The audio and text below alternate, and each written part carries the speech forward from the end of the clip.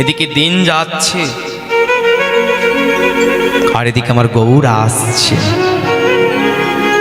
দিন যাচ্ছে, গৌর আসছে কোথায়?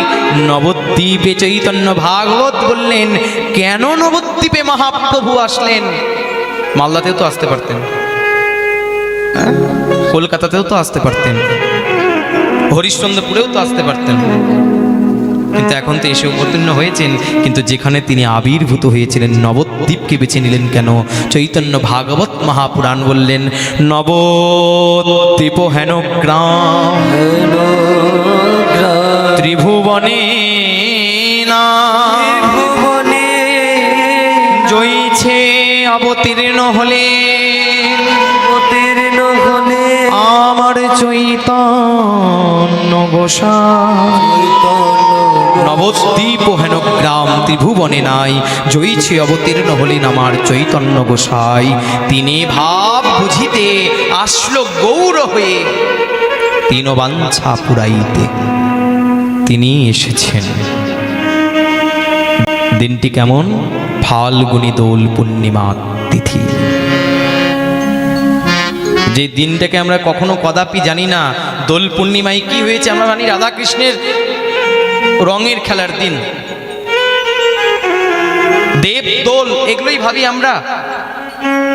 কিন্তু জানেন, ফাল্গুনী দোল পূর্ণিমা তিথিতে আবির্ভূত হয়েছিলেন নবদ্বীপ মণ্ডল মাঝে, সুরধ্বনি গঙ্গার তটে, শচী জগন্নাথ মিশ্রের ঘরে গৌর হয়ে তিনি এসেছিলেন। সেই দিন ফাল্গুনী দোল পূর্ণিমা তিথি সন্ধ্যাকাল, আবার গ্রহণ যোগ, চন্দ্রগ্রহণ গ্রহণ লেগেছে, আর সেই গ্রহণ যোগে তিনি আবির্ভূত হচ্ছেন। এখানেও তার মুখ্য কারণ আছে। গ্রহণ যোগেই কেন তিনি আসলেন? অন্য দিনেও আসতে পারতেন, ভগবান তার ইচ্ছাই তিনি আসবেন, কিন্তু গ্রহণ যোগে কেন আসলেন? কারণটা হলো, শাস্ত্র বললেন গ্রহণের দিন সকলে গঙ্গা স্নান করে, গ্রহণ কেটে গেলে। করে না মা?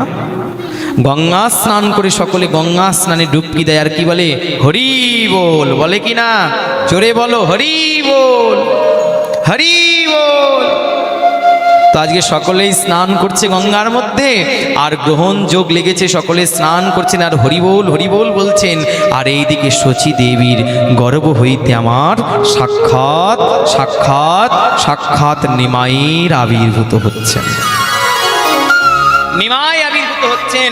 আর যখন নিমাই আবির্ভূত হচ্ছেন, আজকে চতুর্দিক মহারাজ দেব দুর্লভ দেবতাগণ সকলে পুষ্পবৃষ্টি করছেন, আর এইদিকে সকলে দেবতাগণ আনন্দিত হয়ে গেছেন, নবদ্বীপকে ফুলময় করে দিলেন, পুষ্প এত বর্ষণ করলেন, চতুর্দিকে নবদ্বীপে পুষ্প বর্ষণ হলো। আর যখনই হলো, আর সুন্দর করতে এমন ভাব মহারাজ যেন তপ্ত কাঞ্চনের ন্যায়, তপ্ত কাঞ্চনের ন্যায় সেই সুন্দর সুন্দর সুন্দর সাক্ষাৎ গৌর হয়ে আবির্ভূত হয়েছেন শচী দেবীর গর্ভে থেকে। আর এত সুন্দর দেখতে, যেই দেখে সেই মোহিত হয়ে যায়, যেই দেখে সেই মোহিত হয়ে যায়, সেই দেখে সেই মোহিত হয়ে যায়। এমন তাকে দেখতে মনে হয় কোটি কোটি কোটি সূর্য এসে তার মুখমণ্ডলের মধ্যে বসেছে। চিন্তা করুন, কোটি কোটি সূর্য তার মুখমণ্ডলে, আর চরণ দুটো যে এইভাবে ঝুলে আছে, সেই চরণের মধ্যে কোটি কোটি কোটি চন্দ্রমার উদিত হয়েছে। এত দিব্য জ্যোতি, আর গলার মধ্যে থেকে এত সুন্দর দিব্য দর্শন হচ্ছে। গলার মধ্যে যেন একদম চন্দ্রের মধ্যে সঙ্গে সঙ্গে থাকে যে তারামণ্ডল, সেই তারাগুলো ছুটে ছুটে আজকে যেন মহাপ্রভুর গলার মধ্যে সজ্জিত হয়েছে। আর শচী দেবী নিয়ে বসে আছেন।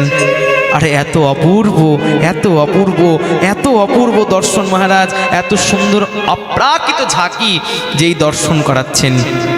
দেখা গেল সকলে মিলে জয়ধ্বনি কলরব শব্দ, নদিয়া নগরে বড় আনন্দ হইল,